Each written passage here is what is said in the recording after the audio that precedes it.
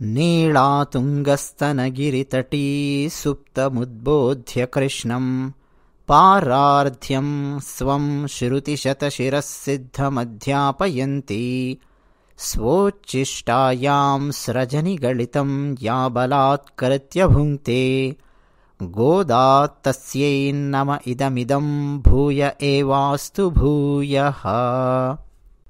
ఆండాళ్ దివ్య తిరువడిగళే శరణం. జై శ్రీమన్నారాయణ. శ్రీమతే రామానుజాయ నమః. పరమాత్మకు 5 రూపాలు అని మనం తెలుసుకున్నాం. మొట్టమొదటిది పర, రెండవది వ్యూహ, మూడవది విభవ, నాలుగవది అంతర్యామి, ఐదవది అర్చావతార. పర, వ్యూహ, విభవ, అంతర్యామి, అర్చావతార అని చెప్పి తెలుసుకున్నాం. మొట్టమొదటి పాశురంలో గోదాదేవి పర స్వరూపాన్ని కీర్తించింది. నారాయణ మంత్రోపదేశం తీసుకుందాము, మోక్ష మార్గానికి మనం వెళదాము అని. రెండవ పాశురంలో వ్యూహ పాలకడలిలో ఉన్న ఆ శ్రీమన్నారాయణుణ్ణి కీర్తించింది. మూడవ పాశురంలో విభవ అంటే ఒక అవతారం గురించి కీర్తించింది, వామన అవతారం. నాలుగవ పాశురంలో అంతర్యామి తత్వాన్ని మనం తెలుసుకున్నాం. వరుణదేవుణ్ణి కీర్తించింది. నిజానికి వరుణదేవుడు ఎవరు? పరమాత్మ ఆధీనంలో ఉండి పరమాత్మ ఆజ్ఞకు బద్ధులై పనిచేస్తున్న ఎందరో దేవతలలో ఆయన ఒకడు, వరుణదేవుడు. అవునా? నాలుగో పాశురంలో మీరు జాగ్రత్తగా గమనిస్తే ఏదో వర్ణనలాగా కనిపిస్తుంది, కానీ లోపలికి వెళ్ళి మనం అంతరార్థాలు గ్రహించడానికి ప్రయత్నం చేశాం. అందులో ఇంకొకటి ఏమిటి అంటే, వరుణదేవుణ్ణి ఎక్కడికి వెళ్ళి నీళ్లు తీసుకురమ్మన్నది గోదాదేవి? సముద్రం పైభాగానికి కాదు, సముద్రం లోపలికి అట్టడుగుకు వెళ్ళిపోవాలి. అంటే ఇక తాకితే ఇసుక రావాలంతే, అంత లోపలికి, సముద్రం లోపలికి వెళ్ళిపోవాలి అన్నది. ఆ తర్వాత పైకి వెళ్ళమన్నది, ఆ తర్వాత విస్తరించమన్నది, ఆ తర్వాత స్వరూపాన్ని మార్చుకోమని చెప్పింది. అవునా? ఆ తర్వాత కాంతి ముందు కనిపించాలి అని చెప్పింది, మెరుపు. ఆ తర్వాత శబ్దము, ఉరుము. ఆ తర్వాత అనుగ్రహం, వర్షించమని చెప్పింది. అవునా? పరమాత్మ ఆధీనంలో ఉండే ఒక దేవతే, వరుణదేవుడు ఒక దేవతే ఆ స్థాయిలో సముద్రపు గర్భం లోపలికి వెళ్ళగలిగి, ఆకాశంలో పైకి వెళ్ళగలిగి, విస్తరించే స్వభావం ఉండి, వర్షించగలిగే స్వభావం ఉండి, ఇన్ని ఉన్నప్పుడు పరమాత్మ అంతర్యామి మరి ఆయన ఏ స్థాయి దాకా విస్తరించి ఉన్నాడు అన్నది ఇక్కడ మనకు అర్థం చేయించింది. విష్ణు సహస్రనామంలో చెప్పినట్టు అణుర్ బృహత్ కృశస్థూలో అన్నది మనం ఇక్కడ ఒకసారి గుర్తుపెట్టుకోవాలి, అంతర్యామి తత్వం. ఇప్పుడు మనం 5వ పాశురంలో అర్చావతార తత్వం ఎలా ఉంటుంది, అలాగే కర్మలు, వాటి ఫలితాలు ఏమిటి, అలాగే శ్రీకృష్ణ పరమాత్మ యొక్క ఒక లీల గురించి మనం తెలుసుకోబోతూ ఉన్నాము. మరి 5వ పాశురాన్ని ఒకసారి పాడుకుందామా? మాయనై మన్ను వడ మధురై మైందనై తూయ பெருநீர் யமுனை துறைவனை ஆயர் குலத்தினில் தோன்றும் மணிவிளக்கை தாயை குடல் விளக்கம் செய்த தாமோதரனை தூயோமாய் வந்து நாம் தூமலர் தூவித் தொழுது வாயினால் பாடி மனத்தினால் சிந்திக்க போய பிள்ளையும் புகுதருவானென்றனவும் தீயினில் தூசாகும் செப்பேலோரெம்பாவாய். ఆండాళ్ దివ్య తిరువడిగళే శరణం. ఈ పాశురానికి అర్థం ఏమిటో మొత్తం ఒకసారి చెప్పేస్తాను, ఆ తర్వాత మనం వ్యాఖ్యానించుకోవడానికి ప్రయత్నం చేద్దాము. పరమాత్మ యొక్క లీలలతో విలసిల్లిన, విరాజిల్లిన ఉత్తర మధురా నగరము, ఉత్తరంలో ఉండే మధురా నగరము, ఆ నగరానికి అధిపతి లీలామానుష విగ్రహుడు, యమునా నదీ తీరంలో విహరించినవాడు, గోపాలుల వంశాన్ని ప్రకాశింపజేసినవాడు, తల్లి యశోద మాటకు కట్టుబడి ఆమె తాడుతో కట్టేస్తే బందీ అయిపోయినటువంటి వాడు శ్రీకృష్ణ పరమాత్మ. మనందరం ఎంతో పరిశుద్ధులమై పవిత్రులమై ఇక్కడికొచ్చి మంచి మంచి పువ్వులతో ఆ శ్రీకృష్ణ పరమాత్మను పూజించి మన చేతులారా మనం సేవలు చేసుకొని నోరారా కీర్తించి మనసారా పరమాత్మను స్మరించి ఇవన్నీ చేస్తే చాలు మన పూర్వం నుంచి వచ్చిన సంచిత పాపకర్మలు అలాగే రాబోయే ఆగామి పాపకర్మలు అవన్నీ కూడా అగ్నిలో పడిన దూదిలాగా బూడిదైపోతాయి. ఆ భగవంతుని నామాన్ని పాడుకుంటూ మనం ఈ వ్రతాన్ని చేసుకుందాము. ఇదండి ఈ పాశురానికి అర్థము. ఇక మనం లోతుల్లోపలికి వెళ్ళడానికి ప్రయత్నం చేద్దాం. మాయనై మన్ను వడమధురై మైందనై. మాయనై మాయా, కృష్ణ మాయ లీలా, ఎంతో ఆశ్చర్యకరమైన లీలలు ప్రదర్శించిన కృష్ణ పరమాత్మ. మాయనై అక్కడ మాయావి అంటే శ్రీకృష్ణుడే, లీలా మానుష విగ్రహుడు శ్రీకృష్ణుడు. ఆయన గురించి, ఆయన లీలల గురించి మనం ఎంత విన్నా ఎంత తలుచుకున్నా ఒక్కొక్క లీల గురించి వింటూ ఉంటే చాలా చాలా ఆశ్చర్యం కలుగుతోంది. అక్కడెక్కడో పరమపదంలో మోక్షాన్ని అనుగ్రహిస్తూ కూర్చునే ఆ పరమాత్మ మధురా నగరంలో పుట్టాడు. ఏం మధుర అండి, ఏం మధుర? మామూలుగా దక్షిణ భారతదేశంలో మధురై అనో మధురా అనో మాట్లాడుతున్నాం అనుకోండి. ముఖ్యంగా తమిళనాడు ప్రాంతంలో కనుక ఉండి మధురై మాట్లాడుతుంటే ఎందుకు తెలియదండి, నాకు తెలుసు, తిరుచిరాపల్లికి కాస్త దూరంలో ఉండే మధురై మీనాక్షి అమ్మవారి దేవాలయం ఉంది, నాకు తెలుసు మధురై అని చెప్పి అంటారు. ఇంకా ఒకప్పటి పరిస్థితి చూడండి ఎలా ఉండేదో. కమ్యూనికేషన్ వ్యవస్థ అస్సలు ఇంత అద్భుతంగా లేని రోజుల్లో పరిస్థితి ఎలా ఉండేదన్నది ఒకసారి ఇంకా ఊహించుకోండి. వడమధురై అని ప్రయోగించింది గోదాదేవి. వడ అంటే తమిళంలో ఉత్తర అని చెప్పి అర్థం. మనం ఇతిహాసం ఛానల్లో తిరునామాల గురించి చర్చించుకునేటప్పుడు కొన్ని పదాలను మనం చర్చించుకోవడం జరిగింది.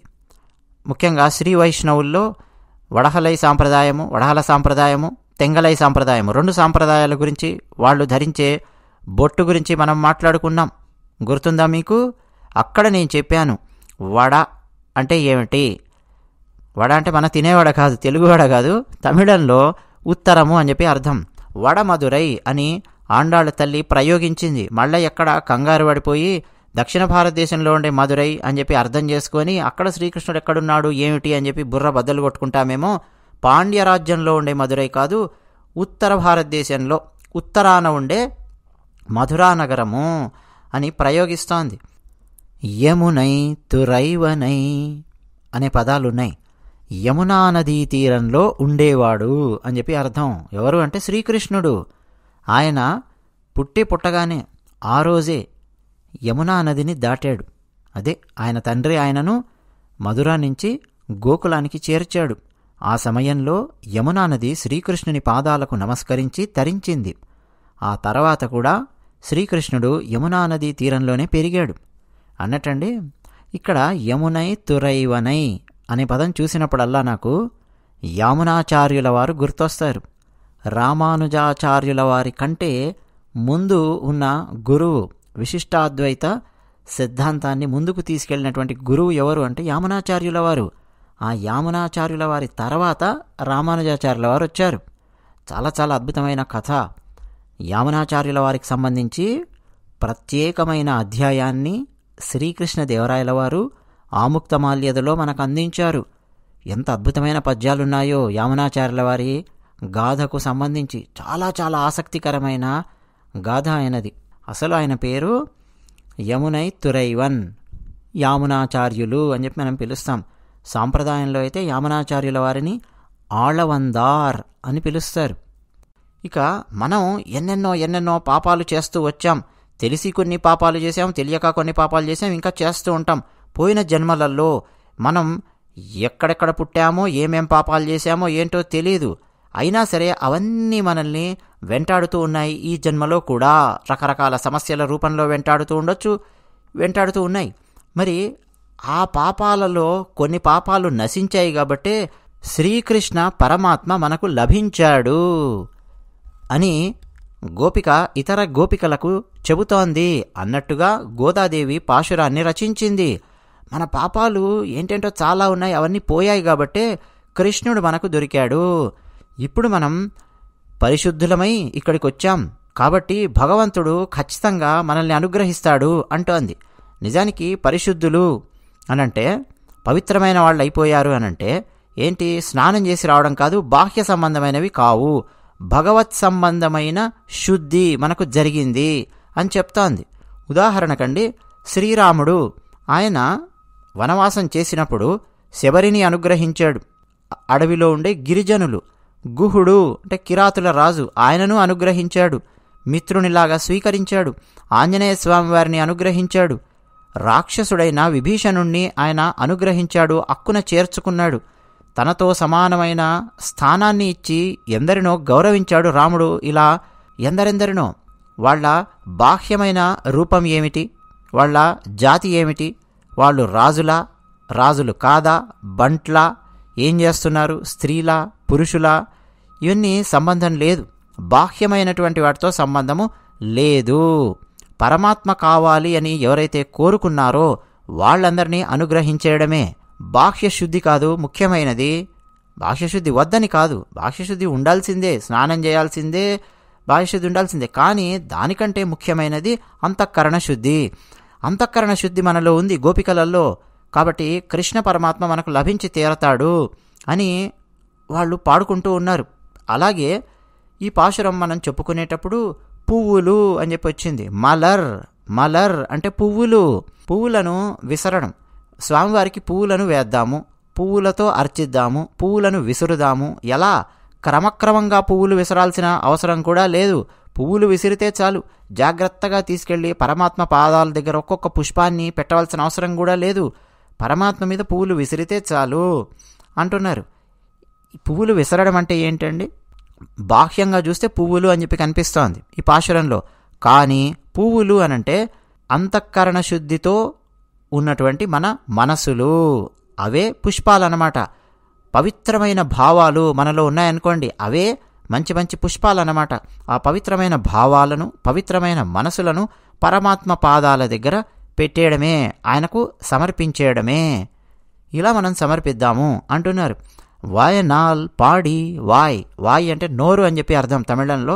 వాయనాల్ పాడి, నోటితో మనం కీర్తిద్దాము, ఆ పరమాత్మను ధ్యానిద్దాము అంటున్నారు. నోరున్నందుకు ధ్యానించాలి, మనసున్నందుకు మనసులో స్మరించాలి. మనకు భాగవతంలో ప్రహ్లాదుడు చెప్పినటువంటి భావాలను పోతనామాత్యుల వారు అత్యద్భుతమైన సీసపద్యంలో మనకు అందించారు. తండ్రి హిరణ్యకశపునికి ప్రహ్లాదుడు చెబుతాడు, కమలాక్షునర్చించు కరములు కరములు, శ్రీనాథు వర్ణించు జిహ్వ జిహ్వా, సురరక్షకుని చూచు చూడ్కులు చూడ్కులు, శేషసాయికి మొక్కు శిరము శిరము, విష్ణునాకర్ణించు వీనులు వీనులు, మధువైరి దవిలిన మనము మనము, భగవంతు వలగును పదములు పదములు, పురుషోత్తముని మీది బుద్ధి బుద్ధి, దేవదేవుని చింతించు దినము దినము, చక్రహస్తుని ప్రకటించు చదువు చదువు, కుంభినీదవు చెప్పేడి గురుడు గురుడు, తండ్రి హరి చేరుమనియడి తండ్రి తండ్రి. ప్రహ్లాదుడు చెప్పాడు. ఒక పెద్ద చర్చ జరుగుతుంది తండ్రి కొడుకులకు మధ్యలో. ఆ చర్చలో హిరణ్యకశపుడు ముందు బెదిరించడము అదిలించడము అని తర్వాత కూర్చోబెట్టుకొని ప్రహ్లాదుణ్ణి ఏంటేంటో చెప్తాడు హిరణ్యకశపుడు. ఈ ప్రహ్లాద, ఏమిటయ్యా, ఏం చేస్తున్నావు, నా కడుపున పుట్టావు, హరినామ స్మరణ అంటావు, గోరక్షణ అంటావు, ఇవన్నీ ఏంటేంటో మాట్లాడుతున్నావు. కాదు కాదు కాదు, నువ్వు దేవతల మీద ద్వేషాన్ని పెంచుకో, దేవతలను తరిమి కొట్టడానికి ఎలాంటి చదువు చదువుకోవాలో అలాంటి చదువు చదువుకో. సిద్ధులుంటారు, చారణులుంటారు, యక్షులుంటారు, గరుడులు, గంధర్వులు, నాగములు, వాటన్నింటినీ వారందరినీ ఎలా అదిలించాలో బెదిరించాలో అలాంటి చదువు చదువుకో. ఈ పని చేయవయ్యా, ఇలాంటి ఆలోచనలు చెయ్యి హిరణ్యకశపుడు చెప్తాడు ప్రహ్లాదునికి. ఆ చర్చ అవన్నీ జరుగుతూ ఉంటే ప్రహ్లాదుడు అంటాడు, ఏం తండ్రి, నారాయణుడిని మొక్కకూడదు అని చెప్పి చెప్తూ ఉన్నావు, నమస్కరించకూడదు అని చెప్పి చెప్తూ ఉన్నావు. అసలు మనిషికి చేతులు ఎందుకు ఇచ్చాడు పరమాత్మ? కమలాక్షుని అర్చించు కరములు కరములు, ఆయనను అర్చించే చేతులే చేతులు. ఈ చేతులతో ఎన్ని పనులు చేసినా వ్యర్థమే. ఆయనను అర్చించాయనుకోండి చేతులు, అప్పుడు కదా ఆ చేతులకు నిజమైన అర్థం లభించేది. అలాగే శ్రీనాథు వర్ణించు జిహ్వ జిహ్వా, నాలుక ఎందుకుందండి? శ్రీనాథుడిని కీర్తించడానికి. ప్రహ్లాదుడు చెప్తున్నాడు, సురరక్షకుని చూచు చూడుకులు చూడుకులు, ఆయనను చూసే చూపులే చూపులు అంటాము. ఈ బాహ్యమైన ప్రపంచంలో ఉన్నవి అనిత్యమైనవి, ఎన్ని వస్తువులను చూస్తే ఏమిటి, ఎంతమంది మనుషులను చూస్తే ఏమిటి, ఏం చూస్తే ఏమిటి, నిత్యుడు ఆయనను చూసే చూపులే చూపులు. శేషశాయికి మ్రొక్కు శిరము శిరము. ఈ శిరస్సు ఉంది అనంటే పరమాత్మకు నమస్కరించడానికి, పరమాత్మకు నమస్కరిస్తేనే ఈ శిరస్సును శిరస్సు అని పిలవాలి అంటున్నాడు ప్రహ్లాదుడు. విష్ణును ఆకర్ణించు వీణులు వీణులు.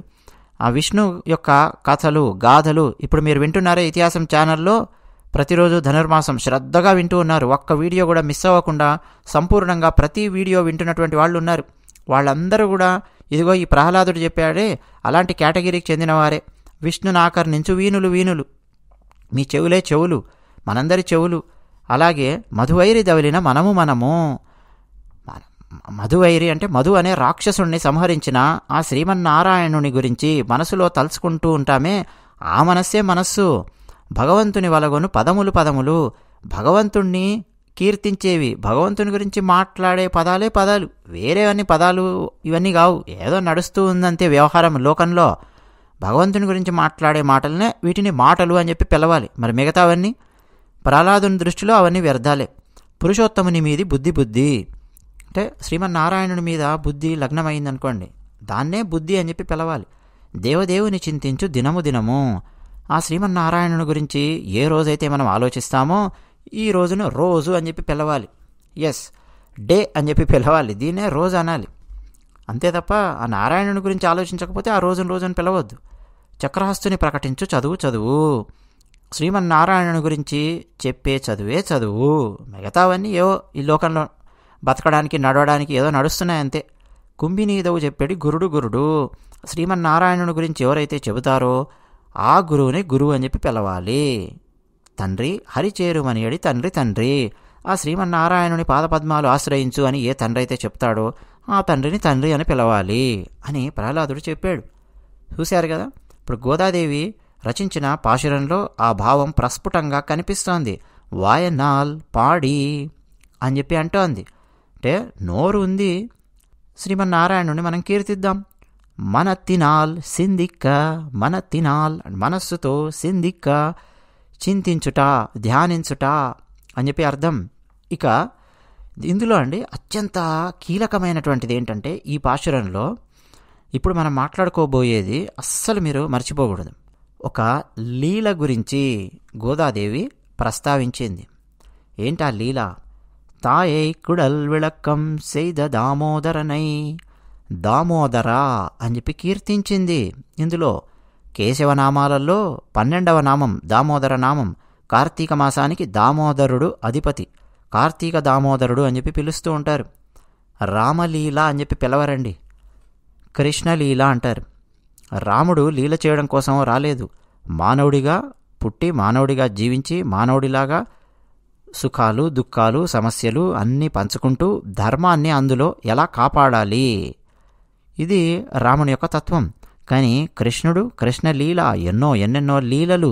ఆయన చేసే ప్రతి లీల వెనక ఒక ఆధ్యాత్మిక అర్థము, మోక్ష మార్గము అనేది మనకు కనిపిస్తుంది. భాగవతంలో అండి 3 లీలలు వెంటనే టక టక టక టక వచ్చేస్తాయి వెంటనే.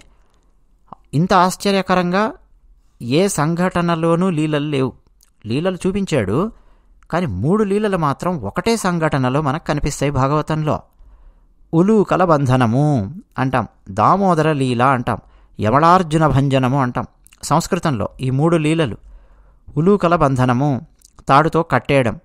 దామోదర లీల, రోటికి తాడుతో ఈయన కట్టి ఓ దగ్గర కూర్చో కృష్ణ అంటే అక్కడ కూర్చున్నాడు.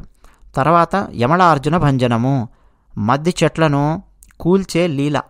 ఈ 3 లీలలు అన్నమాట. భాగవతంలో ఉన్న ఈ దామోదర లీల గురించి మాత్రం మనం మాట్లాడుకుందాం. ఎందుకంటే దామోదర అని గోదాదేవి ఈ పాశురంలో ప్రస్తావించింది కాబట్టి. అసలు పరమాత్మను ఎవరైనా కట్టివేయగలరా? ఆలోచించండి. మనము అసలు ఈరోజు వీడియో ప్రారంభించేటప్పుడు ఏమని ప్రారంభించుకున్నాం గుర్తుందా? నేను ఈరోజు పాశురం చదవడం కంటే ముందు ఏం చెబుతూ ఆపేశానండి?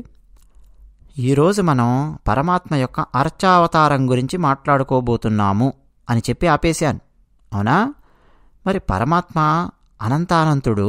ఆయనను మనం ఎలా కట్టగలము, ఆయనను ఎలా మనము తీసుకురాగలము, ఎలా ఆయనను మన ముందు కూర్చోబెట్టుకోగలము చెప్పండి.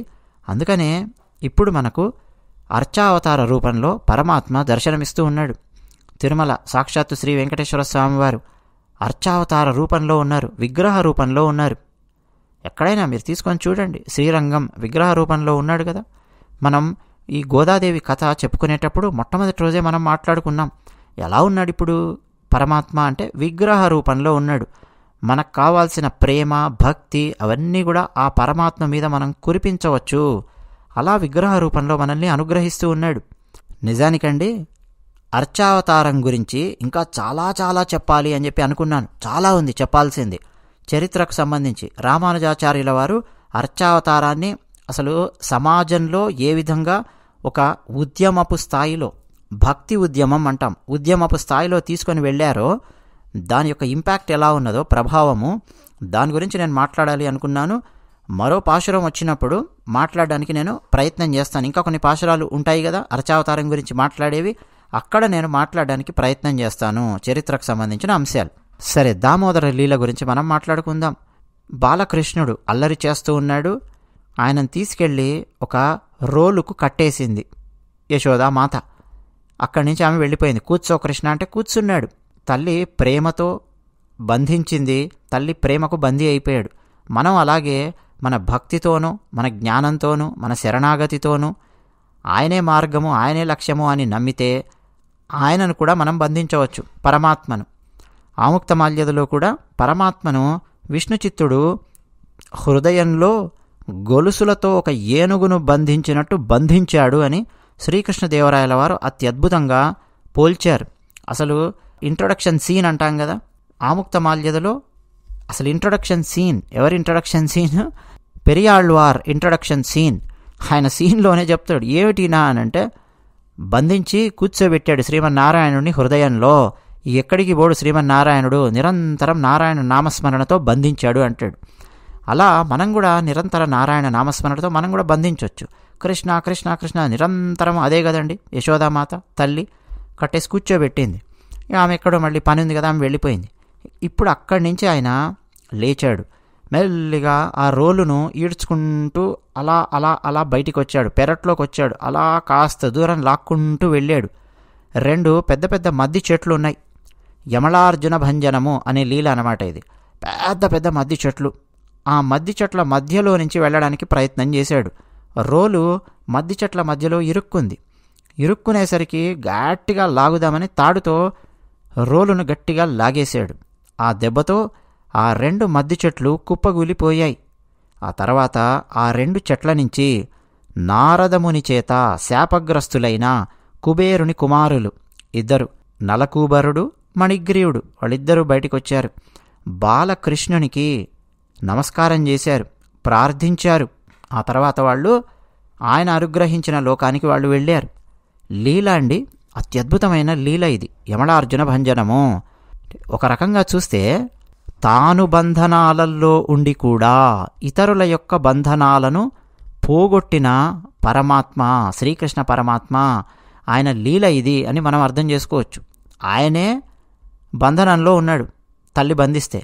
మరి ఆయన బంధనాలలో ఉన్నాడు కదా అని చెప్పి లోకాన్ని పరిపాలించకుండా ఉంటాడా?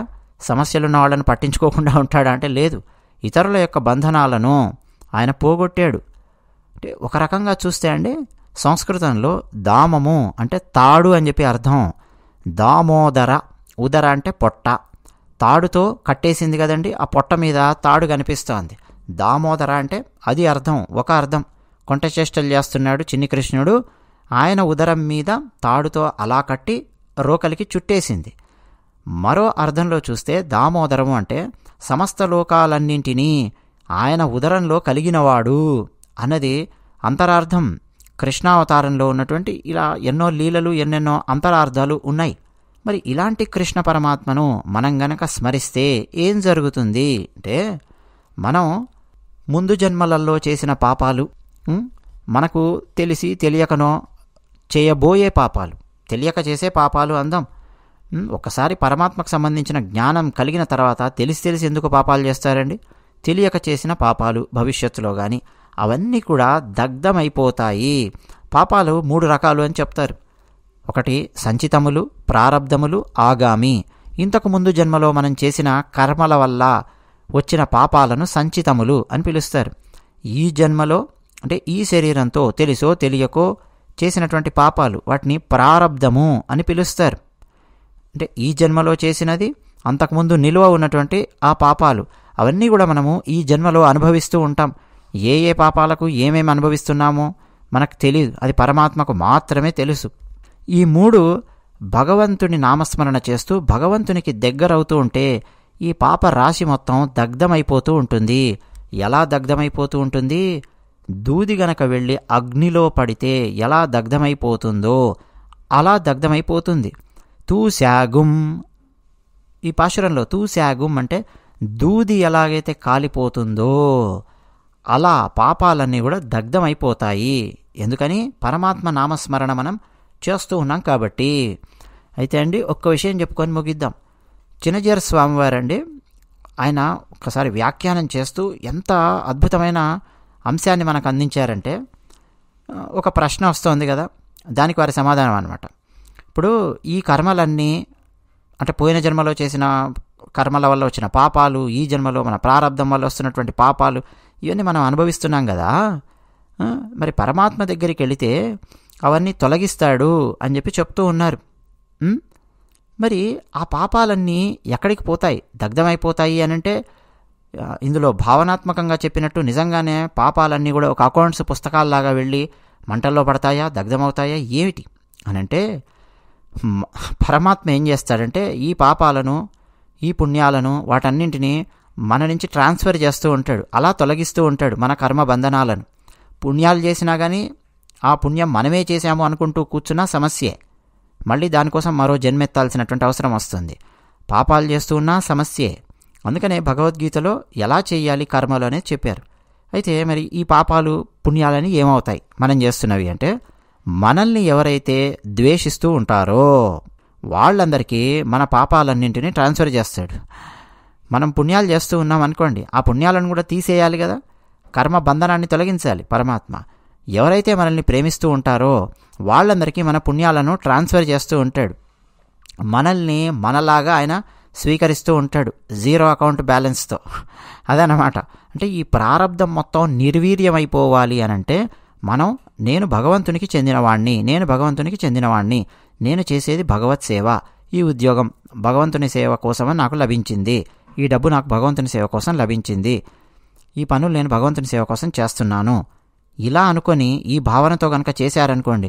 ఇప్పుడు చాలామంది భోజనం చేసిన తర్వాత కృష్ణార్పణం అంటూ ఉంటారు, కృష్ణునికి అర్పిస్తున్నాను, కృష్ణార్పణం అనే భావనతో కనుక చేస్తూ వెళుతూ ఉన్నారనుకోండి, పరమాత్మ చూసుకుంటాడు ఆ బంధనాలన్నింటినీ ఎలా తొలగించాలో.